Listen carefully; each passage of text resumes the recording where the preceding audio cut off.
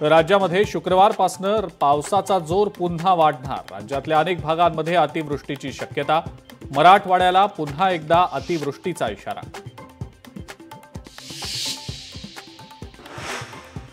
शेतकऱ्यांना सर्व मदत करणार, शेतकऱ्यांना वाऱ्यावर सोडणार नाही। मुख्यमंत्री देवेंद्र फडणवीस यांनी शेतकऱ्यांना दिला विश्वास। राष्ट्रवादीचे मंत्री, आमदार आणि खासदार आपला 1 महिन्याचा पगार नुकसानग्रस्तांना देणार। 1 महिन्याचा पगार मुख्यमंत्री सहाय्यता निधीमध्ये जमा करणार। राष्ट्रवादीचा मोठा निर्णय। उद्धव ठाकरे उद्या मराठवाड्याच्या दौऱ्यावर। अतिवृष्टीमुळे झालेल्या नुकसानाची करणार पाहणी। सकाळी 11 वाजता होणार दौऱ्याला सुरुवात।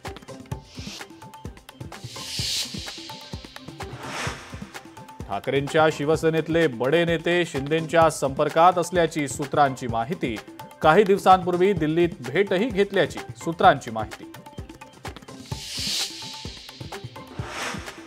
नंदुरबारमध्ये आदिवासी युवकाच्या हत्येच्या निषेधार्थ मोर्चा। पोलीस आणि आंदोलकांमध्ये दगडफेक। आंदोलनादरम्यान 3 जण जखमी झाल्याची माहिती।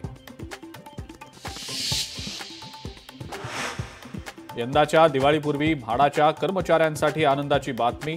कर्मचाऱ्यांना यंदा 25,000 रुपये दिवाळी बोनस मिळणार।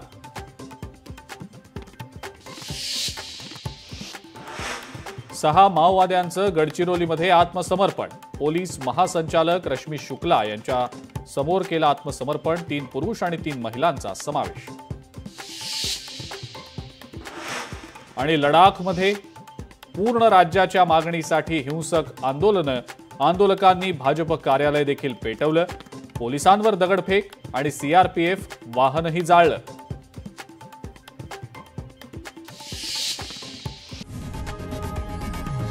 लोकशाही मराठी ऐका, पहा, जागरूक रहा।